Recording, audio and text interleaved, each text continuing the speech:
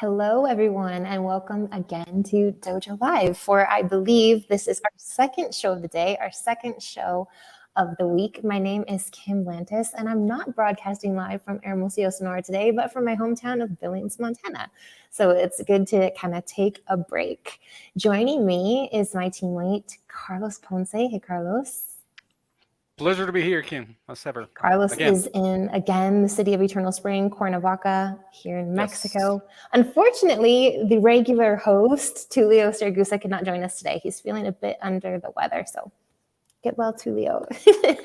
But we do have an awesome show in store for you with an awesome guest, John Estafanous. Did I say that correctly, John? That's one thing. We sure chatted a lot before the show, and I forgot to ask you the correct pronunciation of your name. Oh, it's great. It's great. All right, Estafanous, we're going with it. Okay. John, perfect. You are the CEO of RallyBright, and we're very glad to be talking to you today about some things that are really important today, especially as we're working from home so widespread, and that's inclusion and outperformance. But before we get into the topic, I would love to get to know you a little bit more. So who is John? How did you kind of get to where you are today? What makes you tick? Sure, absolutely. Thank you so much for having me. I'm really grateful to be here and really excited to talk about inclusion and performance on teams.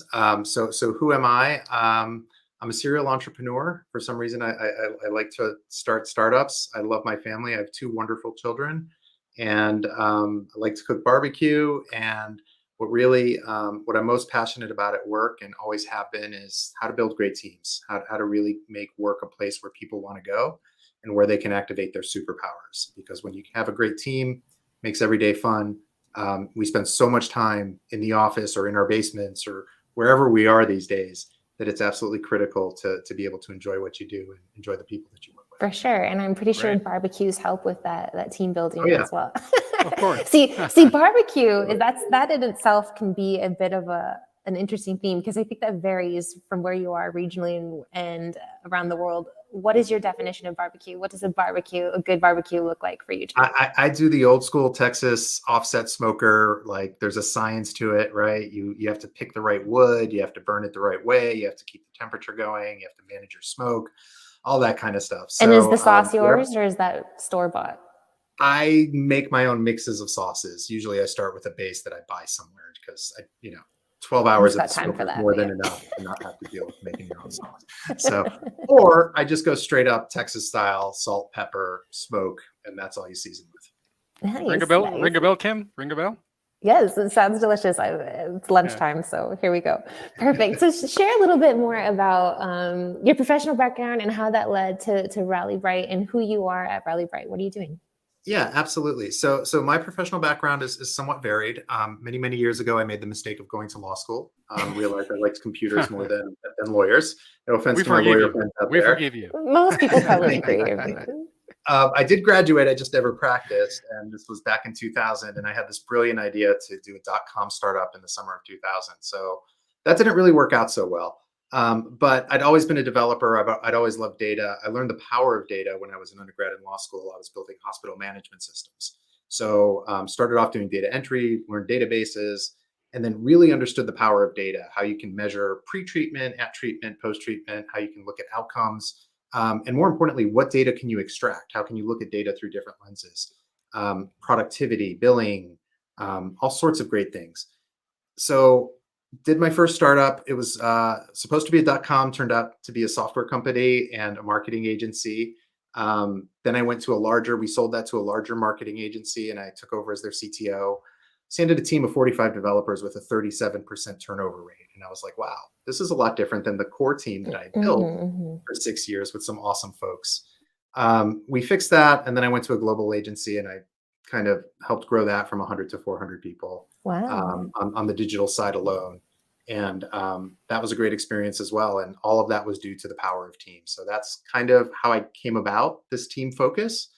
And in terms of RallyBright, I wanted to get a way that I could build something around something that my core values were focused on. And that was teams as core operating units. No person is an island. We build things together in order to be successful. 2, technology. I already mentioned I'm a bit of a geek.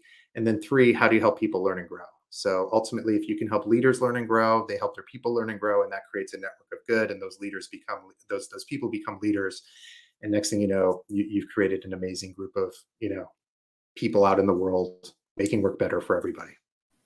So that's great, and that's a great mission and a lot of life lessons. How does RallyBright come into play? How are you as a company? What do you do to help with that kind of team engagement and performance? Yeah, absolutely. So we are a team diagnostic and performance platform, which means we help you understand what's going on with your teams and how to improve performance as well as inclusion. We use behavioral science behind everything that we do. So everything is validated by behavioral science. So ultimately, if we were to kind of give the one liner, is we use technology to help you better understand the behaviors and the results of the people on your teams. All right, that's not a bad one-liner. And I can see Carlos is popping in and out. He's having trouble. Carlos, do you think you can introduce today's show, or should I just keep rolling with the punches? I can well, right now I'm in. I can certainly give it a try. So please go for it. Go allow me. quick. Okay. Carlos, please introduce the show today. Thank you.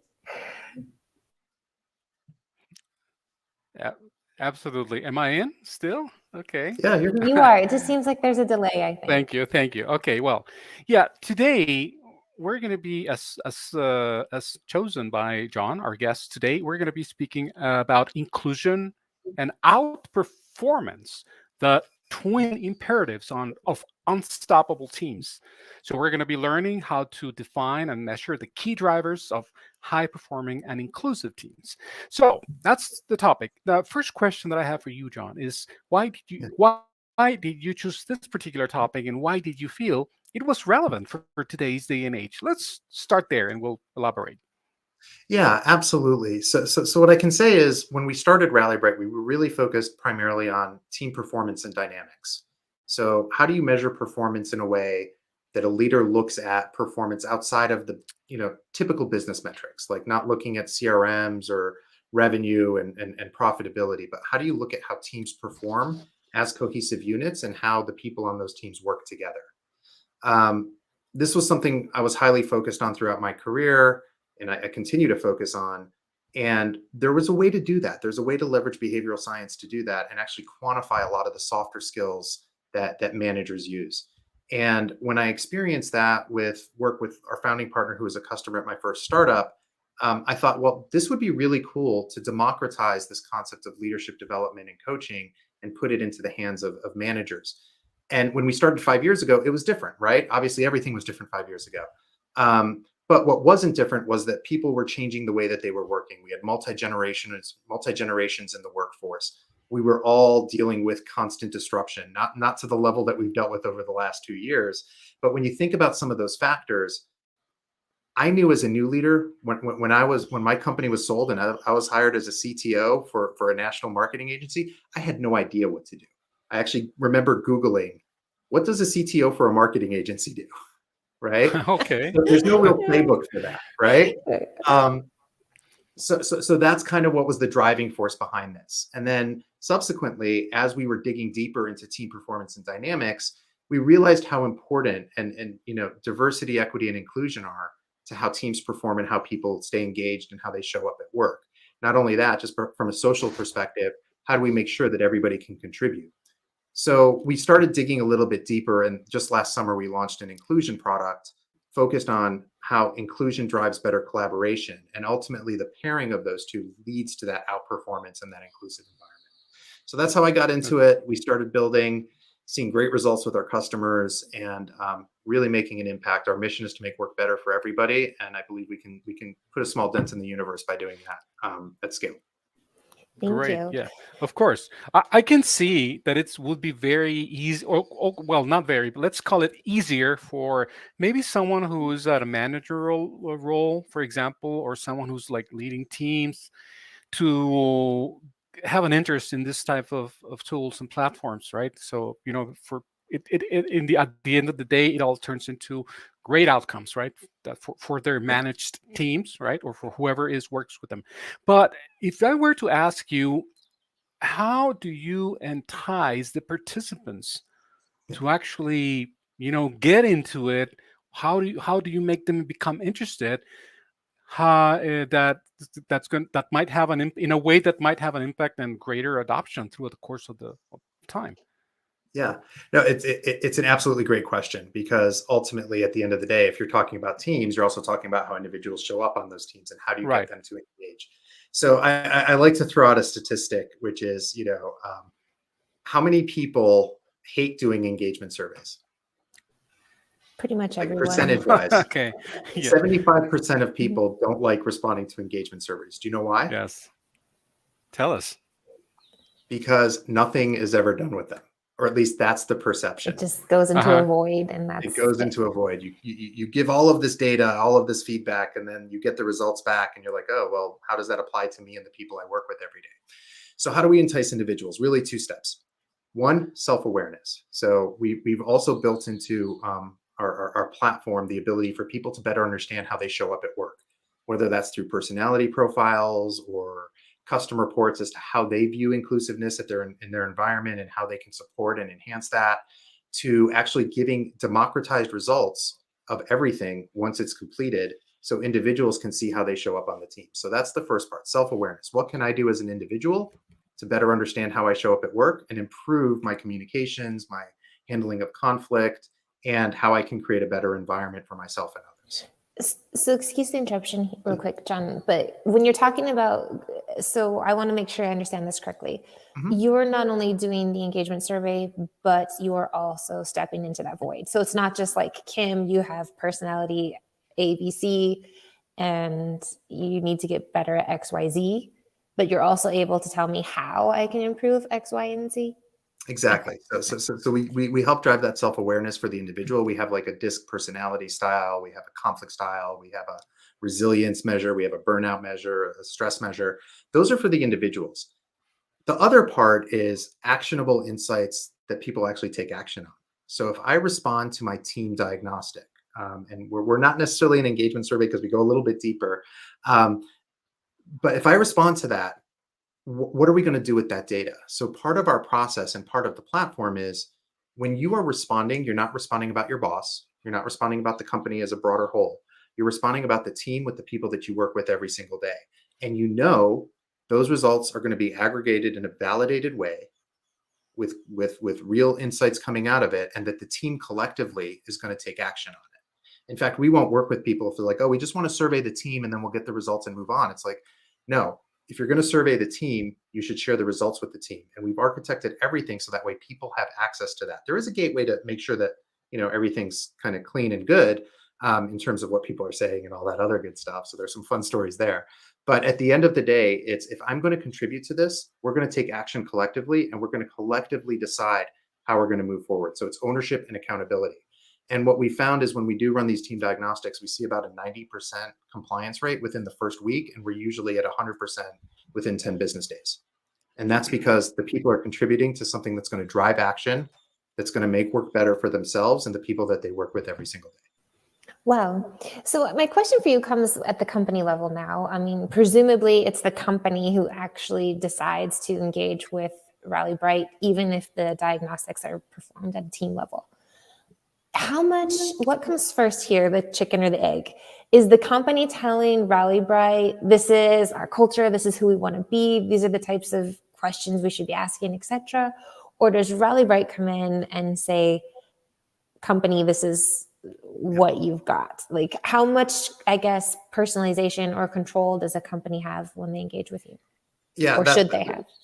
that's a great question. So when it comes to the team diagnostics, we're actually using validated measures. So these things have been out there, they've been tested, they've been validated by behavioral scientists that are way smarter than me.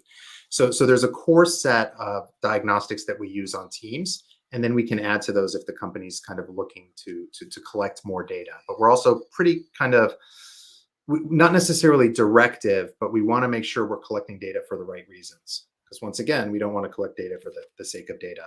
And we actually really do start at the team level. So it's actually, when we work with an organization, we're usually working with specific teams at specific point in time. And what the company gets is the aggregated results of all of their teams, not necessarily results about the company as a whole, because we're really looking and zoning in on performance and dynamics and inclusion around specific teams. So that's kind of where we started. Now with the inclusion toolkit, we are going much broader to company level. But once again, we're using validated measures to focus on inclusion and what we call the 6 dimensions of inclusion. So psychological safety, belonging, alignment, cooperation, fairness, and compassion, where you can get into detail on those if you want. But the idea is those are validated ways of measuring those behaviors and scoring them and normalizing them across an organization. John, I'm curious. I'm sorry, Kim. Did I interrupt you? I have a question. Go for it. Okay, thank you. I'm a very visual person myself, and I'm curious as to what role does gamification have in a tool like RallyBright, in a solution like RallyBright? Yeah. It's a good question.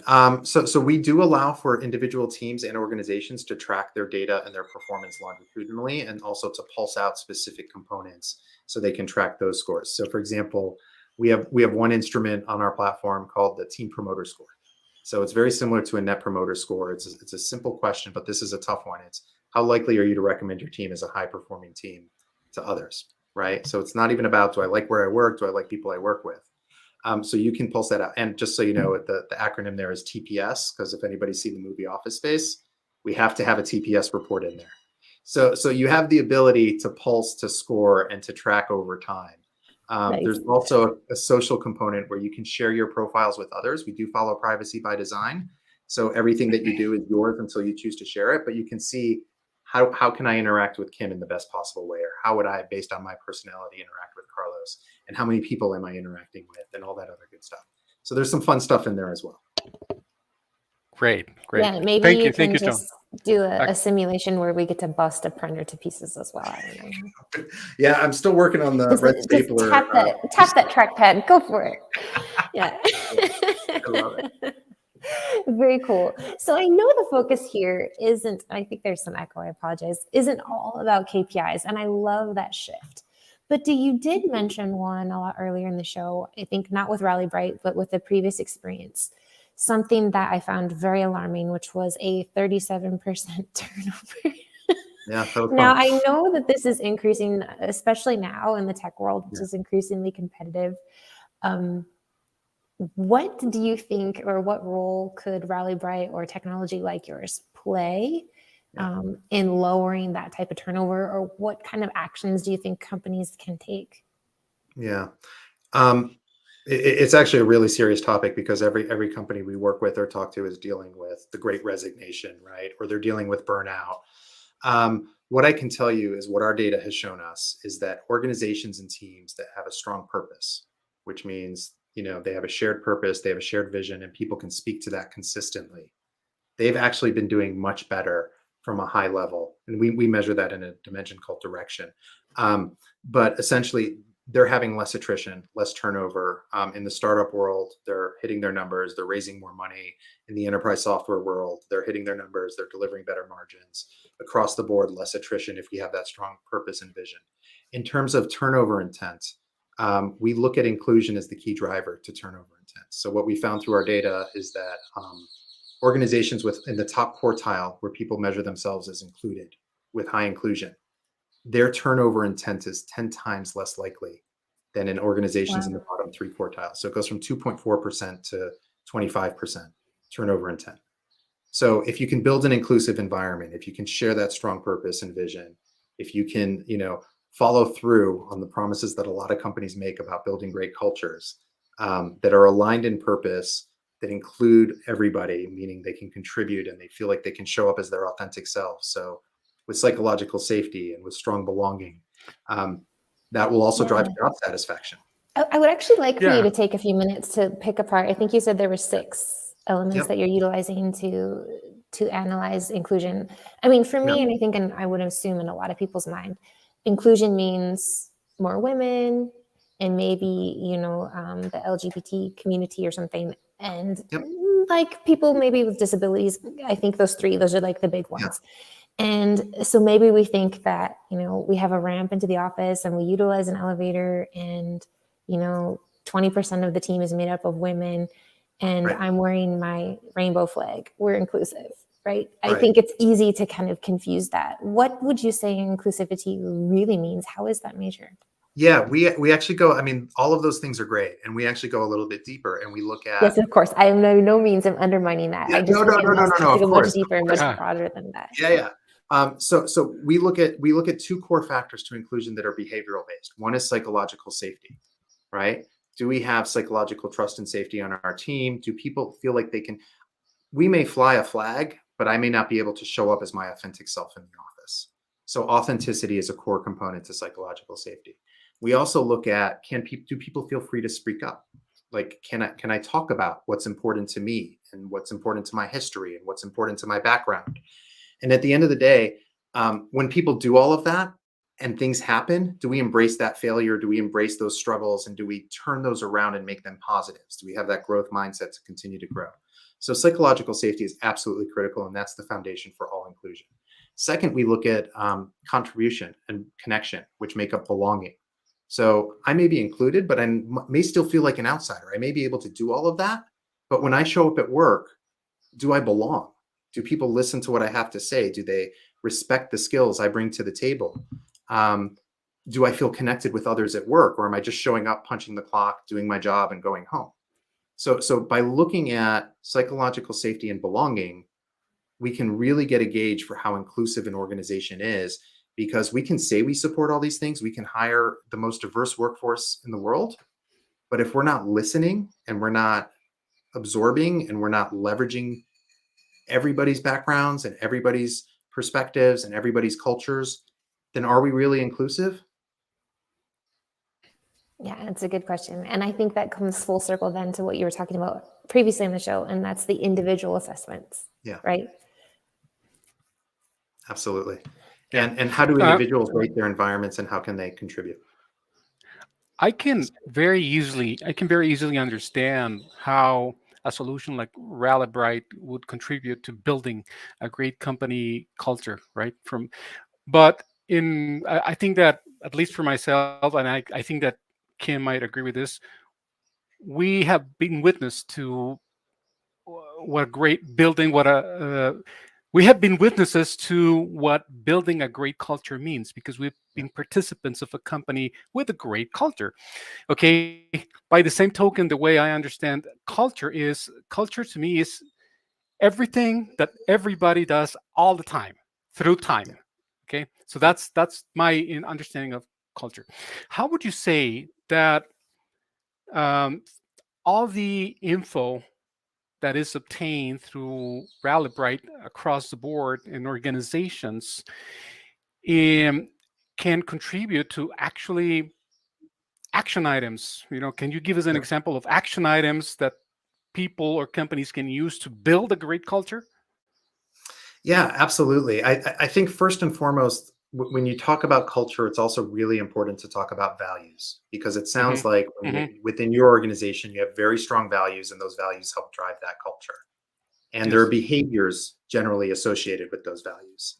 So similar to how behaviors are associated with values, we look at how behaviors are associated with some of the things we just talked about. So just kind of giving a perfectly kind of timely example, we were talking ahead about, we just recently ran our first kind of company retreat offsite, and we went through our RallyBright results, because of course we had to, right? I was going to ask you. Yes, of course. One of the things that surfaced around the culture and around inclusion was, are we providing constructive, candid feedback in real time to one another? And one of the things that surfaced is, because what we do is we take all those behaviors and we rank them and say, these are the behaviors you're really good at. These are the behaviors that are areas of opportunity. So we had a really great discussion focusing on how do we provide better feedback, respectful, candid feedback to one another in real time, so we can move past whatever potential issues we may have, but also leverage and double down on the strengths that we have. So that's just one really small example of one behavior that you can take action on immediately. And there are about 42 others in the inclusion toolkit, and about 45 others in the performance toolkit. Right. And even just specific training on how to provide feedback, right? And negative feedback, and what that might even look like varying across cultures, and not company culture. I mean, like actual cultures, right? Absolutely. From an American to someone from Great Britain to someone from Kenya. That's going to vary greatly. Very cool. So I was going to ask you if you apply RallyBright at RallyBright, and you already answered that question. But how Okay. else would you, as you know, we're coming to the final few minutes of our show, and we always like to kind of end learning from other tech company cultures. So what would you describe your own company culture as, and what are you doing to kind of, in addition to using your own product, right, foster that Yeah. culture? Yeah, I mean, I would say this is the best team I've ever worked on, and I think it's because we're all respectful of one another. We're all open to one another. We're all kind. We try to be kind and nice. Sometimes we're too nice, and that affects velocity. Which is, if you listen to anybody on my team, John, no, he's the velocity guy. But I think that's my job, so it's okay. Totally. So in terms of that, we try to always have time for one another. I think that's really important to talk about work or anything else. We're a remote first company, so it's really important to turn these screens into real tools for us to get to know and spend time with one another as people, not just as colleagues. So I think that's a big thing. And then we have fun together. I mean, we have a happy things channel on Slack where we share pictures of our pets or our families or great landscapes or areas that we visited. Those are some of the shorter things, but I think at the end of the day, how are we building the culture? We're obviously practicing what we're preaching. And I find myself, candidly, one of my biggest struggles in doing this was, how do you constantly maintain a growth mindset? How do you work with different people of different personalities? And while you might not agree with them, experiment with them, learn from their perspectives with an open mind, and grow from the results, good or bad. And I think that's part of the culture that we've built in is, yeah, everybody has a voice. Everybody can show up as themselves. And as we learn together and grow together and fail together and learn from those failures, how do we just constantly get better? And that's, I think, part of our ethos. Yeah, I really love that. I think what I'm hearing is the ability to say, I'm sorry, I screwed up.